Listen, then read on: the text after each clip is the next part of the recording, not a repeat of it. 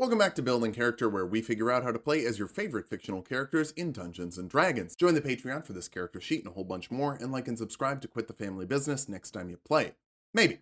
Today we're building Shang, the best fighter in Marvel. Was he born with superpowers? Was there a weird chemical spill that heightened his senses? Did he get blessed by an ancient dragon god? Nah, dude just fights real good. It's the best. In a world with aliens, gods, monsters, and flying robots, it kicks so much ass that Shang is just good enough at fighting to hold his own. Turns out, D&D is also full of magical and technological marvels, and fighting good is just as good there.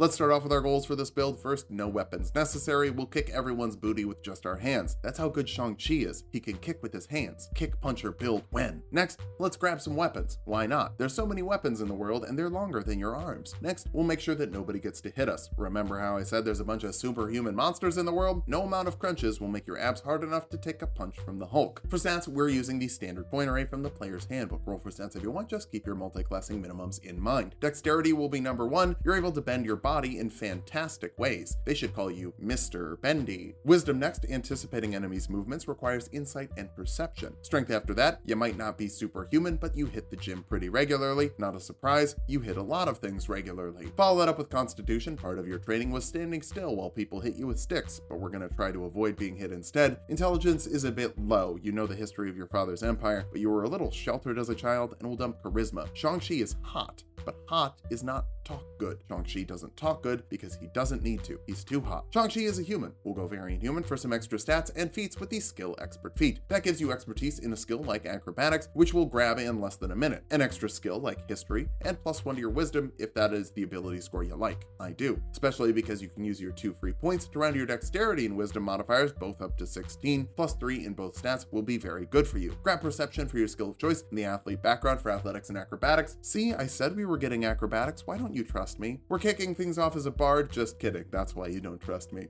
Monks get 2 skills from the monk list like insight and sleight of hand, as well as martial arts, which lets you sleight your hands into people's faces. Your unarmed attacks deal 1d4 using your dexterity modifier. You can make an unarmed attack as a bonus action after you make one with your action, or if you make an attack with a monk weapon. That's any simple weapon without the heavy or two-handed property, and we'll get even more options later. Variety is the spice of life, and you are spicy. If you want to show off your abs because you're part of the sitcom to Hot Boy Marvel pipeline, use unarmored defense to make your AC 10 plus your dexterity and wisdom modifier when you're not wearing armor. That's 16 at level 1, which is the same as chainmail, the official equipment armor of fighter at this level, and you won't have disadvantage on stealth checks. Who needs money? You do. I do. Join my Patreon, please. Let's jump over to fighter really quick, giving you a fighting style right away like dueling. To add 2 to the damage of a weapon you're wielding one-handed, that covers pretty much anything you could use as a monk weapon. You also get second wind, letting you recover 1d10 plus your fighter level as a bonus action once per short rest. Just take a deep breath and get back to punching your daddy issues away. The big perk for dipping over here is multi-classing to fighter gives you proficiency with all martial weapons. We're going to talk about that more in a second, but right this second, let's talk about second level fighters. They get action surge, letting you make 2 actions in 1 turn once per short rest. That's up to 3 attacks in a single round with martial arts, or even 2-weapon fighting. Though we don't have a fighting style for that, duel with a sword, quarterstaff, or something like that. Trust me, your unarmed attacks are going to be fine. Third level fighters can choose a martial archetype, and battle masters get cool techniques to dunk on the lesser fighters. You get 4 d8 superiority die and 3 maneuvers to spend them on. Tripping attack forces a strength saving throw on a creature you hit with a weapon attack. Failing that, they're knocked prone, giving you advantage on follow-up melee attacks. Ripadelphia lets you make an attack against a creature that misses you with a melee weapon attack, which will pair well with your higher AC later. And fainting attack will let you give yourself advantage on an attack roll as a bonus action. All of these add those d8 superiority die to the damage, so strategize to use them to keep up with more powerful magical opponents. Of course, how does Shang-Chi beat everyone with superpowers? Calligraphy proficiency from Student of War. Thanos is quaking in his Titan boots. This valet has a pen. 4th level fighters get our first ability score improvement. Start off with dexterity since that's what helps you hit things, dodge things, and set your saving throws for battle master maneuvers. To be the best fighter, you need extra attack, which we're gonna get in a few levels, but we're going back to monk now. 2nd level monks get dedicated weapon, letting you turn any weapon you're proficient with into a monk weapon as long as it doesn't have the heavy or special property. Warhammer is now a monk weapon. Longsword is now a monk weapon. Whip is a monk weapon. Just remember, monk Monk weapons all use your dexterity and their damage will scale up with your martial arts die, so whip actually becomes a really cool option later. There's also unarmored movement, making you faster when you're not wearing armor, which you shouldn't be because 17 base AC is pretty dang good at this point. Finally, you get key points, which you can use to do cool human guy stuff like Step of the Wind to dash or disengage with your bonus action and double your jump distance for the round, helping you move like your mama. Patient Defense lets you dodge as a bonus action, giving your enemies disadvantage on attacks, which means more misses, which means more Ripadelphia for you. Flurry of Blows lets you make 2 unarmed attacks instead of 1 with your bonus action, getting some real combos going after attacking with a weapon on your action. Third level monks get to choose a monastic tradition, and to make the most out of weapons, Kensei Monk is the way to go. That lets you choose 1 melee and 1 ranged weapon to become Kensei weapons to do cool things with. Agile Parry bumps your AC up by 2 after you make an unarmed attack as part of your action while holding a Kensei weapon to get you up to 19 at this point and 22 by the end of things. That will also get better once your martial arts die increases, so there isn't even a damage penalty for using the defense. Kensei Shot lets you spend a bonus action to add a d4 of extra damage to ranged weapon attacks with a Kensei weapon. Shang is more of a melee boy, but ranged weapon attacks can be made with melee Kensei weapons if they have the thrown property, and he can use bows. It's just not like his main thing. You also get calligraphy again from Way of the Brush, so double calligraphy proficiency means Shang-Chi is the most powerful character I've ever built. 4th level monks get slow fall, letting you reduce falling damage by 5 times your monk level as a reaction, saving your legs for more kicking. Use this ability score improvement on your dexterity for more damage from each of your kicks. Now you're capped off on dexterity, one of the best stats in the game and the best stat for a monk. 5th level monks get an extra attack for 2 attacks with your action, or up to 4 with a flurry of blows. All of those should deal a little more damage since your monk die bumps up to a d6, though a Kensei monk's longsword is still better. You also get stunning strike, letting you spend a key point to force a constitution saving throw on a creature you hit with a weapon attack. Failing that, they're stunned until the end of your next turn. You're so good at fighting, you can catch people off guard, and that should make them way easier to punch. 6th level monks get some magical stuff thanks to magical Kensei weapons and key empowered strikes, making your unarmed attacks and Kensei weapon attacks magical. The names kind of give that away. If your DM is mean and doesn't give you a magical item anyway, this lets you guarantee you get some fancy stuff from your mom's side of the family. You can also make a deft strike, letting you spend a key point to add 1 extra martial arts die to an attack with a Kensei weapon once per round. With added superiority die, you can make a critical hit really nasty. It's a very fun combo. 7th level monks get evasion, letting you take half damage from failed dex saves and no damage from successful ones. Should be useful if you have to fight a big ugly CGI dragon, but I doubt that's gonna happen. This movie is obviously really awesome grounded martial arts fights with great choreography. They wouldn't end it like that. You also get stillness of mind, letting you remove an effect of charming or frightening as an action. Could be useful if there's a big ugly dragon. 8th level monks get another ability score improvement. Go for wisdom for better AC and harder to resist stunning strikes. Reminder, those saving throws are using your wisdom, your maneuvers are using your dexterity. It's a little confusing, but by the end of things, it'll be the same capped off 19. 9th level monks get unarmored movement improvement, making you so fast when you're not wearing armor that you can move up walls and over water without falling in, as long as you end your turn somewhere solid. Step of the Wind will jack your movement up to ridiculous levels. Monk mobility is incredibly fun. 10th level monks get purity of body, making you immune to poison and disease, but just in D&D. Shang-Chi can defeat anything, but he's still getting his vaccination and booster. You should too. 11th level Kensei monks get to sharpen the blade, letting you spend key points to add 1 to the attack and damage rolls of a Kensei weapon's attack, up to 3 at a time. It's called sharpen the blade, but it can be used on any Kensei weapon, so a whip is fair game. A whip that deals a d8 thanks to your martial arts die increasing here, so it's basically a longsword with reach. That's delightful. 12th level monks get another ability score improvement. Use it to cap off your wisdom modifier for 20 base AC and up to 22 with an agile parry. You could follow up with a patient defense. Then you can Ripadelphia anyone who misses you. Maybe they should have been better at fighting. 13th level monks get Tongue of the Sun and Moon, letting you speak to any creature that speaks at least 1 language. Shang-Chi might have a little trouble in space, but he knows just about all the languages on the earth. This gets us that without having to take the linguist feat, because honestly, the linguist feat isn't very good. 14th level monks get Diamond Soul, giving you proficiency with every saving throw in the game. That sets the lowest save to +5 at this point with 22 AC, so you could basically be untouchable. I mean, you're still gonna take a hit every now and then, but it's so weird when people pretend monks don't have good AC. Unless you get magical stuff, the best a fighter can do is 20 with a shield, and if they do get magical stuff, hey, then give the monks bracers of defense. It's weird that only one class gets magical items in your debate, dude. Sorry, I love monk, and I'm sick and tired of the monk disrespect. 15th level monks get Timeless Body, a terrible ability that's absolutely awful because it isn't Divine Smite. It stops you from feeling the effects of aging, but you also get another key point. At this point, you have 15 per short rest. That's rad. That's 15 stunning strikes or flurries of blows or patient defenses. You have so many great options and just have to take a 1-hour nap to get that all back. Our capstone is the 16th level of monk, and we've got all the good monk stats, so how about we get a little feat called Tough, giving you 40 extra HP at this point to make up for the huge weakness of monk, mediocre hit die. Now that we've hit level 20, let's figure out how viable this build is. First, you've got 3 attacks per round standard with up to 6 6 with an action surge, and you can use any weapon you want to do things your way. You also have a ton of defensive options with proficiency in all saving throws and pretty much full immunity to dexterity saving throws, 1 base AC, and an easy way to buff that even higher and ways to punish people who miss you. Finally, you're very fast, letting you close the distance and start doing the melee fighting you excel at. For weaknesses, charisma checks aren't gonna be your cup of tea. Anyone who doesn't think you're hot probably won't go along with your ideas. You've also got limited resources. Sure, superiority die and key points recharge on short rests, but spending them is so fun, you're gonna burn through them really fast. Finally, you're really only good at fighting stuff. That should be kind of in character if you're rolling up Shang-Chi, but if you want to do anything beyond hit things good in a fight, you're lacking options. Dang, big old stretch for those weaknesses. Monk Fighter is a really solid multi-class if you want to play a martial character with exceptional style. Use all the weapons, punch all the things, and dodge every supernatural thing that comes in. Just watch out for family conflict. A blast from the past could end up putting you through the ringer. Thanks for watching. If you like the video, subscribe for more. We make 2 videos every week. Join the Patreon for these character sheets and a whole bunch more, and sub to Tulok and Mango for more Tulok fun.